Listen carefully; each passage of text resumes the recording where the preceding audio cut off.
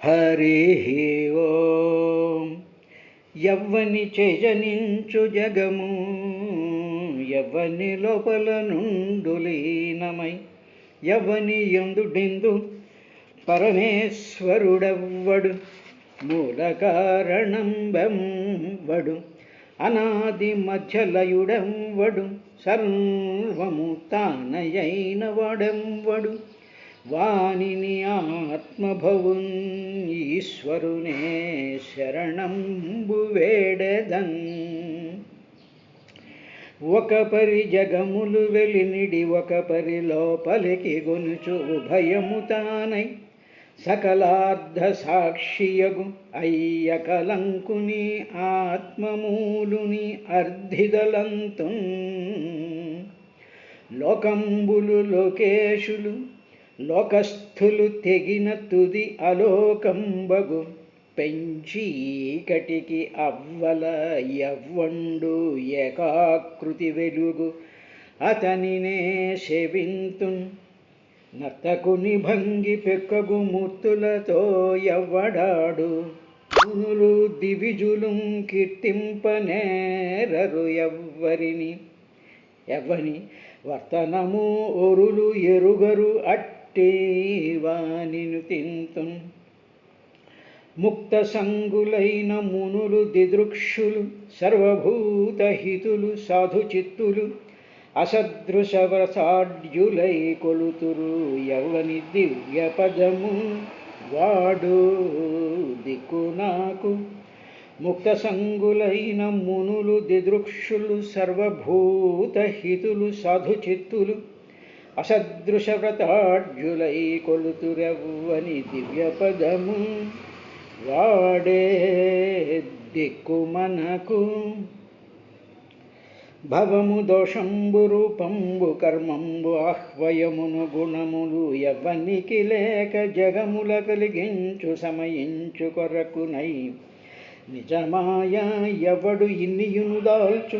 ఆ పరేశునకు అనంత శక్తికి బ్రహ్మకు, ఇద్దరూపికి రూపహీనునకును, చిత్రచారునికి సాక్షికి, ఆత్మరుచికిని పరమాత్మునకు, పరబ్రహ్మమునకు, మాటలను ఎరుకల మనముల చేరంగగాని శుచికి, సత్వగమ్యుడగుచు నిపుణుడైన వాని నిష్కర్మతకు మెచ్చు, వానికి నేనొనత్తు వందనములు. హరి ఓం. తస్మన్నతీత్య మునయః షడ్ అసజ్జమానాః కక్షా సమానవయ వ్యయసావధ సప్తమాయాం దేవావచక్షత గృహీత గదౌ పరాజ్య కేయూరకుండల కిరీట విటంకవేషౌ మత్తద్విరేఫవనమలికయా నివీతౌ విన్యస్తయాసిత చతుష్టయ బాహుమధ్యే వక్త్రం భ్రువా కుటిలయా స్ఫుట నిర్గమాభ్యాం రక్తే క్షణేన చ మనాగ్రభసం దదానౌ అని చెప్పి, ఓ పరీక్షణ్ మహారాజా, బ్రహ్మదేవుడు దేవతలకు ఆ సనక సనందాదులు వైకుంఠంకి వెళ్ళడం గురించి ఆయన చెప్తూ ఉన్నాడయ్యా. అందులో ఆ సనక సనందాదులు నలుగురు కూడా మొట్టమొదటిసారిగా వైకుంఠానికి వాళ్ళు వెళుతూ ఉండేటువంటి సందర్భంలో జరిగినటువంటి ఈ కథ ఆ హిరణ్యాక్షవధతో ఒక సంబంధం ఉంది అనేటువంటి విషయాన్ని చెప్తూ ఉండేటువంటి దానిని సూత మహర్షి సౌనికాది మహర్షులకి అక్కడ నైమిషారణ్యంలో వివరిస్తూ ఉండేటువంటి ఘట్టంలో ఉన్నాం. సకల భువనాలలోనూ కూడా జనుల చేత నమస్కరించబడేటువంటి ఆ వైకుంఠ లోకానికి జగత్తంతటికి తండ్రి అయినటువంటి ఆ పరమ పురుషుడైనటువంటి వారు, పరమాత్మ స్వరూపమైనటువంటి వాడు శ్రీహరి అధిష్టాన దేవతగా ఉన్నాడు. అక్కడ ఆయన నివసిస్తూ ఉంటాడు. అక్కడ అటువంటి వైకుంఠానికి యోగమాయా బలేన మునయస్తదధో వికుంఠం, యోగమాయా బలం చేత మునులైనటువంటి ఈ నలుగురు కూడా ఆ వైకుంఠానికి చేరి అక్కడ ఆ వైకుంఠ శోభను చూసి మహత్తరమైనటువంటి ఆనందాన్ని పొందారు అన్నారు. ఇక్కడ ముని మునయ మునులు అనేటువంటి ఒక పదం వాడారు. అదే పదం తర్వాత శ్లోకంలో కూడా వస్తుంది. తస్మన్నతీత్య మునయ షడ్ అసజ్జమానాః కక్షా సమాన వయసావధ సప్తమాయాం దేవావచక్షత గృహీత గదౌ పరాధ్య కేయూర కుండల కిరీట విటంక వేషౌ. ఇలా వెళుతూ ఉండేటువంటి ఈ నలుగురు ఉన్నారు చూసారా ఓ దేవతలారా, వాళ్ళు తస్మిన్ ఆ వైకుంఠంలో అతీత్య దాటారు. వాళ్ళు ఎన్ని దాటారంటే షట్ కక్షా 6 కక్షలు అంటే 6 ద్వారాలని వాళ్ళు దాటుకుంటూ వెళ్ళారు. ఆ వెళుతూ ఉండేటువంటి సందర్భంలో ఈ ప్రతి ద్వారం ఒక ద్వారానికి మధ్యలో ఉండేటువంటి అనంతమైనటువంటి సంపదలు, శోభలు, వెలుగులు, రకరకాలైనటువంటి మోహాన్ని కలిగించేటువంటి వస్తువులు, ఆ తరువాత ఈ ద్వారాల మధ్యలో ఉండేటువంటి ఆ ప్రాంగణాలన్నింటిలోనూ కూడా ఎంతోమంది అందరూ తిరుగుతూ ఉండేటువంటి ఆ సందర్భంలో వాళ్ళని చూసి వీళ్ళు అసజ్జమానాః ఏ విధంగానూ కూడా ఆసక్తి చూపించలేదు. వాళ్ళు నిరాసక్తంగా వాళ్ళ మనసులో ఏముంది అంటే మనం ఫస్ట్ ద్వారం దాటాం, సెకండ్ ద్వారం దాటాం, థర్డ్ ద్వారం దాటాం, ఫస్ట్ ద్వారానికి సెకండ్ ద్వారానికి మధ్యలో ఎంత అద్భుతమైనటువంటి విశేషాలు ఉన్నాయి అనేటువంటి వాటిని చూస్తూ వాటి మీద ఆసక్తి పెంచుకుంటూ వాళ్ళ మనసుల్ని వాటి మీదకి పోనివ్వకుండా అసజ్జమానాః ఆసక్తిని, ఆ శోభల్ని, ఆ వెలుగుల్ని ఏమాత్రము కూడా ఆసక్తి చూపకుండా షట్ కక్షాః 6 ద్వారాలని అతీత్య దాటుకుంటూ వెళ్ళారు. వాళ్ళు వెళ్ళి 7వ ద్వారం దగ్గర సప్తమాయాం 7వ ద్వారం దగ్గరికి వెళ్ళారు. 7వ ద్వారం ఆ గడప ఉంది. గడప దగ్గరేమో 2 సమాన వయస్కులు కలిగినటువంటి వాళ్ళు, తర్వాత పరాధ్య కేయూర కుండల కిరీట విటంక వేషౌ. పరాధ్య చాలా శ్రేష్టమైనటువంటి కేయూరాలు అంటే బాహుపురులు, ఈ బాహువుల యందు ధరించేటువంటి ఆభరణాలు, బ్రహ్మాండమైనటువంటి కుండలాలు, కిరీటాలతో చాలా అందంగా ఉండేటువంటి వాళ్ళు. గృహీత గదౌ 2 కూడా ఒక చేతిలో వాళ్ళ గదలు పట్టుకుని ఉండేటువంటి దేవాహ ఆ దేవతలు అంటే వాళ్ళిద్దరూ కూడా దేవతా స్వరూపాలైనటువంటి ఆ చక్షత వాళ్ళని చూశారు. అంటే వీళ్ళ దృష్టి వీళ్ళది ఎక్కడ పడింది అంటే 7వ ద్వారం దగ్గరికి వచ్చేటప్పటికి అక్కడ దివ్యమైనటువంటి వెలుగులతో సకలాభరణాలతో వెలిగిపోతూ ఉండేటువంటి సమాన వయస్సు కలిగినటువంటి వాళ్ళని 7వ ద్వారం దగ్గర మునులు చూశారు అన్నాడండి. కిందటి శ్లోకంలో 26వ శ్లోకంలో కూడా యోగమాయాబలేన తదధో వికుంఠం అన్న తర్వాత తస్మన్నతీత్య మునయ షట్ అసజ్జమానాః అనేటువంటి ముని అనేటువంటి పదం మనకి వినిపిస్తూ ఉంటుంది. మన ఆ మాటలు వింటూనే ఉంటాం. సాధారణంగా ముని అనేటువంటి పదానికి అర్థం ఏమిటంటే సర్వధర్మాణం మననా ముని అని ఒక అర్థం. వాచం యమో ముని వాచం నియచ్చతి ముని అనేటువంటి డెఫినిషన్స్ ఉన్నాయి. సర్వధర్మాణం మననా ముని అన్ని ధర్మాలను తెలుసుకున్నటువంటి వాళ్ళని మునులు అంటారు. అంటే ఏమిటి? సమస్త లోకాలలో ఉండేటువంటి ధర్మాలు, లోకాలలో ఉండేటువంటి జనుల యొక్క ధర్మాలు, అంటే జనుల యొక్క ధర్మాలు అంటే అటు భౌతికమైన మానసికమైనటువంటి ధర్మాలు, తరువాత భూమండలంలో ఉండేటువంటి సకల జీవుల యొక్క ధర్మాలు, భూమండలం యొక్క ధర్మం, ఆ భూమండలం ఎలా ఉంటుంది, ఎలా ప్రవర్తిస్తూ ఉంటుంది అని చెప్పి సర్వధర్మాణం మననా ముని అటు అన్ని ధర్మాలని కూడా వాళ్ళు మననం చేస్తూ ఉంటారు. మననం చేయడం అనేటువంటి పదం వాడారు. మనన అంటే మననం చేయడం అంటే ఉదాహరణకి మనకి ఏదైనా పద్యం చదివామనుకోండి, చదివినప్పుడు ఏం చేస్తాం? పద్యం మనకు కంఠతో వస్తుంది, మనం ఇప్పుడు ఆ కంఠతో ఉంటుంది. దానిని మనం మననం చేస్తాము అంటాం. మననం చేస్తామంటే ఏదో మామూలుగా అప్పచెప్పేస్తున్నాము అంటాం, కానీ అది కాదు దాని అర్థం.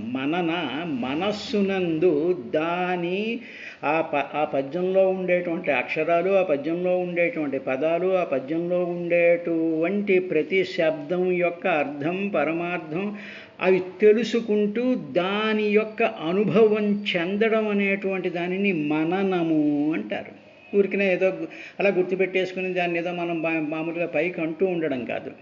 కాబట్టి ఆ మననం అనేటువంటిది మామూలుగా మననం చేస్తూ ఉంటాం, అంతవరకు బాగానే ఉంది. కానీ నెక్స్ట్ స్టెప్పులు ఇవన్నీ కూడా ఉంటాయన్నమాట. కాబట్టి అలాగా ధర్మాణం మనన, ఆ సర్వధర్మాలని కూడా వాళ్ళు తెలుసుకుంటారు, వాటిని ఆలోచిస్తూ ఉంటారు. వాటిల్లో ఉండేటువంటి విశిష్టత ఏమిటి, వాటిల్లో ఉండేటువంటి లోపాలు ఏమిటి, వాటిల్లో ఉండేటువంటి అంతరార్థాలు ఏమిటి అనేటువంటి సర్వ విషయాల్ని కూడా ఎవరైతే మననం చేస్తూ ఉంటారో వాళ్ళను మునులు అంటారు. అందువల్ల మహానుభావులైనటువంటి వ్యాస వాల్మీకాది మహర్షులు కానీ వాళ్ళు ఏమైనా రాస్తూ ఉంటే ఒక పదాన్ని వాళ్ళు 2-3 సార్లు వాడుతూ ఉన్నారు అంటే అక్కడ ఏదో ఒక గొప్ప అర్థం చెప్పబోతున్నారు అని మనం తెలుసుకోవాలి. తరువాత వాళ్ళు ఏం చేశారు, 6 కక్షాహ అతీత్య, 6 ద్వారాలు దాటేశారు. ఎక్కడ ఏ విధమైనటువంటి ఆటంకాలు లేకుండా వాళ్ళు వెళ్ళిపోయారు. తర్వాత ముని అనేటువంటి దానికి రెండవ అర్థం ఏంటంటే వాచం యమో ముని. వాచం అంటే వాక్కుల్ని అంటే మాటల్ని, మనం బయటికి వ్యక్తపరిచేటువంటి మాటల్ని, యమ అంటే ఉపరమ, వాటిని నియంత్రించగలిగినటువంటి వాడు, ఆ జ్ఞానం కలిగినటువంటి వాడిని ముని అంటారు. వాచం నియచ్చతీతి ముని. ఈ వాక్కుల్ని నియచ్చతీతి నిగ్రహించుకుని వాటిని పూర్తిగా కంట్రోల్ చేసుకునేటువంటి ఆ తత్వం కలిగినటువంటి వాడిని ముని అంటారు. కాబట్టి ఇక మూడోది అర్థం ఏంటంటే మౌనవ్రతం కలిగినటువంటి వాడు ముని. చాలా భగవాన్ రమణ మహర్షి ముని ఆయన.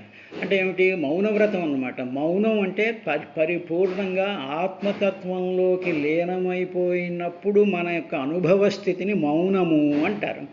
అంతేగాని బలవంతంగా అట్టి పెట్టుకుని అటు ఇటు తిరుగుతూ ఇలాగా ఫిజికల్గా చేసేటువంటిది కాదు. ఆత్మతత్వంలో పరమాత్మతత్వం గురించి మనం ఆలోచిస్తూ ఉన్నప్పుడు అప్పుడు మన ఇంద్రియాలు, మన కోరికలు, మన మనసు ఇదంతా కూడా నిశ్శబ్దం అయిపోయి ఆ స్వరూపమే మన మనసులో పూర్తిగా నిండి ఉండేటువంటి స్థితిని మౌనవ్రతము అంటారు. కాబట్టి అటువంటి మౌనం కలిగినటువంటి ఈ నలుగురు కూడా కక్షాహ 6 ద్వారాలు దాటుకుంటూ అతీత్య దాటుకుంటూ వెళ్ళారు. ఏమిటంటే మనలాంటి వాళ్ళు దాన్ని ఏ విధంగా అన్వయం చేసుకోవాలంటే మనం భగవంతుణ్ణి మననం చేసుకుంటూ ఉండాలి, మన వాక్కులన్నింటినీ కూడా నియంత్రించుకుంటూ ఉండాలి, సాధ్యమైనంత వరకు మౌనవ్రతంలో ఉండాలి. ఇలా ఉన్నప్పుడు వైకుంఠం ఆ పరమాత్మ యొక్క స్వరూపాన్ని ధ్యానం చేస్తూ ఉండేటప్పుడు మానవుల్లో సహజంగా ఉండేటువంటి షడ్గుణాలని దాటుకుంటూ వెళ్తూ ఉంటాం.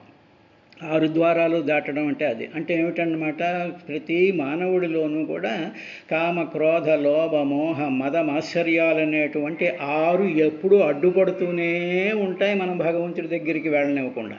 షడూర్ములు అంటే ఊర్మి అంటే తరంగాలన్నమాట. పుట్టడం, పెరగడం, తర్వాత కొంతకాలం ఉండడం, తర్వాత ముసలితనం రావడం, తర్వాత మరణం రావడం, ఇలాగా జీవితంలో మానవ శరీరంలోనూ మనసులోనూ కలిగేటువంటి 6 విధాలైనటువంటి ఊర్ములు తరంగాలు, ఆ మార్పులు, వాటిని ఇవన్నీ కూడా దాటితేనే తప్ప సప్తమ ద్వారం దగ్గరికి మనిషి వెళ్ళలేడు. అంటే ఏమిటన్నమాట, ఇంకొక యోగపరంగా చెప్పాలి అంటే కుండలిని శక్తి మూలాధారం నుంచి 6 చక్రాలని దాటుకుంటూ వెళ్తేనే కానీ సప్తమ చక్రం అయినటువంటి షట్చక్రాలకు అతీతంగా ఉండేటువంటి ఆ మహాచక్రాన్ని చేరుకోలేరు అనేటువంటి యోగ రహస్యాన్ని కూడా అక్కడ చెప్తూ ఉన్నారు. తర్వాత అక్కడ ఉండేటువంటి వాళ్ళు, ఆ 2 ద్వారపాలకులు కూడా వాళ్ళ చేతిలో 2 గదలు ఉన్నాయి అన్నారు. వీళ్ళు ఏం చేశారు, ఆ ద్వారం దగ్గర వాళ్ళు నిలబడి ఉంటే వాళ్ళని కూడా వీళ్ళు ఏ విధంగానూ కేర్ చేయకుండా లోపలికి అడుగు పెట్టేశారు. దే వెంట్ ఇంటూ ఆ ప్రాకారంలో, సప్తమ ప్రాకారంలోకి వాళ్ళు వెళ్ళిపోయారు. ఆ తర్వాత వీళ్ళు పరిగెత్తుకుంటూ వెళ్ళి వాళ్ళని ఆపడం అనేటువంటిది ఇప్పుడు వస్తుంది. ఇప్పుడు ఆ ద్వారపాలకులిద్దరూ ఎలా ఉన్నారు అనేటువంటి విషయాన్ని చెప్తూ 28వ శ్లోకంలో మత్తద్విరేఫ వనమలికయా నివేతౌ విన్యస్తయాసిత చతుష్టయ బాహుమధ్యే వక్త్రం భ్రువా కుటిలయా స్ఫుట నిర్గమాభ్యాం రక్తే క్షణేన చ మనాగ్రభసం దదానౌ. ఆ ద్వారపాలకులు ఇద్దరూ కూడా మత్తద్విరేఫ వనమాలికయా వినీతం, బాగా మదించినటువంటి తుమ్మెదలు ఓంకారాలు చేస్తూ వస్తున్నాయి. ఎక్కడికి వస్తున్నాయి అంటే వాళ్ళు తులసిమాలను ధరించారు. వనమాలికయా నివీతవు, వనమాలికలు అంటే ఆ తులసి మాలలు ధరించినటువంటి నివీతవు అలంకరించుకున్నారు వాళ్ళు. ఆ అలంకరించుకున్నటువంటి ఆ తులసి మాలల యొక్క ఆ వాసనకి సువాసనకి మదించినటువంటి ద్విరేఫములు అంటే ఈ తుమ్మెదలు వస్తూ ఉన్నాయా. వీళ్ళు ఎక్కడ ధరించారు అంటే వాళ్ళకి చతుర్బాహులు, వాళ్ళు 4 చేతులు ఉన్నాయి. విన్యస్తయాసిత చతుష్టయ బహుమధ్యే, వాళ్ళకి 4 చేతులున్నాయి. విన్యస్తయ, ఈ 4 చేతుల మధ్యలో విన్యస్తయ ఆ వనమాలిక వేళ్లాడుతూ ఉంది. అలాగ ఉండేటువంటి వాళ్ళ యొక్క వక్త్రం భ్రువ కుటిలయ, వక్త్రం అంటే ఆ ముఖం మీద ఉండేటువంటి భ్రువ అంటే ఈ కనుబొమ్మలు కుటిలయ బాగా ఇలా వంపు తిరిగి చాలా అందంగా ఉన్నాయ్యా. అటువంటి వాళ్ళ ముఖం మీద ఏమిటుంది అంటే స్ఫుట నిర్గమాభ్యాం, ఆ ముక్కులు కూడా చాలా ఉబ్బినట్టుగా ఉండి ఉబ్బి ఉన్నటువంటి ముక్కు పుటాలు ఉన్నాయి వాళ్ళకి. ఆ ముక్కు కూడా చాలా స్పెసిఫిక్గా చాలా డైరెక్ట్గా అట్రాక్టివ్గా కనిపిస్తూ ఉన్నాయి వాళ్ళకి. తరువాత అలా ఉండేటువంటి వాళ్ళ కళ్ళల్లోకి చూసేటప్పటికీ రక్త ఈక్షణేన, ఎర్రనైనటువంటి కన్నులతో, తర్వాత ఎర్రనైనటువంటి కన్నులు ఉండడం అనేటువంటిది మంచి ఆరోగ్యవంతమైనటువంటి దానికి సింబాలిక్గా చెప్తూ ఉంటారు. కాబట్టి కన్ను యొక్క చివరిలో ఎరుపు వర్ణం కలిగి ఉండడం మంచి కళ్ళకి అని చెప్పి సాముద్రిక శాస్త్రం చెప్తోంది. రక్త ఈక్షణేన, తరువాత వాళ్ళ మొహం చూసేటప్పటికి ప్రసన్నవదనమా అనేటప్పటికి ప్రసన్నవదనంగా లేదు, మనాక్ కొంచెం రభసం వక్త్రం, కొంచెం క్షోభ కలిగిస్తుంది. వాళ్ళు చూస్తే కొద్దిగా ఒక పిసర భయం కలుగుతుంది. వాళ్ళ మొహాలు చూసేటప్పటికి ఎంతో అందంగా ఉన్నారు, అన్నీ ఉన్నాయి, కానీ వాళ్ళ ముఖం చూసేటప్పటికి రభసం, ఒక రకమైనటువంటి క్షోభ, ఒక రకమైనటువంటి ఆందోళన కలిగించేటువంటి వక్త్రం, ఆ ముఖం కలిగి ఉన్నారు వాళ్ళు. అటువంటి వాళ్ళిద్దరినీ కూడా వీళ్ళు ఈ సనకసనందాది 4 మహర్షులు కూడా వెళ్ళారు. వాళ్ళకేమిటి ఒక చికాకు కనిపిస్తుంది వాళ్ళ ముఖంలో. అంటే ఏమిటి, వైకుంఠ ద్వారం దగ్గర ఉన్నప్పుడు కూడా మనకి చికాకు కనిపించడం అనేటువంటి విషయం మనకి ఇక్కడ చెప్పబడింది.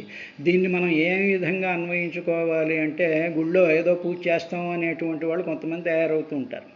వాళ్ళకి ఏంటంటే చిర్రుబుర్రులాడుతూ ఉంటారు, వాళ్ళు ఎప్పుడు కోపంగా ఉంటారు, అటు ఇటు చూస్తుంటారు, వాళ్ళకి ఇష్టమైన వాళ్ళతో మాట్లాడతారు, కష్టమైన వాళ్ళని అసలు చూడనే పట్టించుకోరు, చాలా చికాగ్గా విసుగ్గా చాలా రకరకాలుగా ఉంటూ ఉంటారు. ఎక్కడ దేవుడు ఆ గర్భగుడి ముందో, ఆ వినాయకుడి ముందో, ఆ అమ్మవారి ముందో, లేకపోతే ఆ వెంకటేశ్వర స్వామి ముందో మనం చూస్తూనే ఉంటాంగా. అన్ని దేవాలయాల్లో జరిగేటువంటి ఆ చికాకు రభసం వక్త్రం, ఈ రభస వక్త్రంతో ఉండేటువంటి విధంగా కనిపించింది. ఇది వైకుంఠంలోనే తప్పదు కాబట్టి ఆ సంప్రదాయం ఇక్కడికి వచ్చేసింది అనుకోండి. సరే, అది అయిన తరువాత ఈ మహర్షులు 4 కూడా ఏం చేశారంటే, ద్వార్యేతయోర్ని వివిశుర్మిషతో అపృష్ట్వా పూర్వాయధా పురట వజ్రకపాటికాయా సర్వత్ర తే విషమయా మునయస్య దృష్ట్యాయే సంచరంచ విగతాభిశంకా.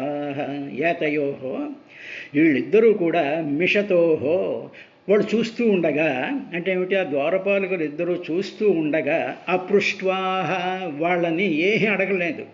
అడగకుండా వీళ్ళు డైరెక్ట్గా వెళ్ళిపోతున్నారనమాట. ఏమండి ద్వారపాలకులారా, మేము లోపలికి వెళ్ళొచ్చా, స్వామివారు ఉన్నారా అని చెప్పి మామూలుగా మనం ఎక్కడికి వెళ్ళినా అడుగుతూ ఉంటాం చూసారా, ఇంకా అలా అపృష్ట్వాహ ఏమీ అడగకుండా వాళ్ళిద్దరూ అలాగా రభసమైనటువంటి ముఖంతో, చికాకు ముఖంతో చూస్తూ ఉండగా, మెషతోహో చూస్తూ ఉండగా, వీళ్ళు 6 ద్వారాలు కూడా అలాగే దాటుకుంటూ వచ్చేసారు. అక్కడ ఎవరు వీళ్ళని అడ్డు పెట్టలేదు.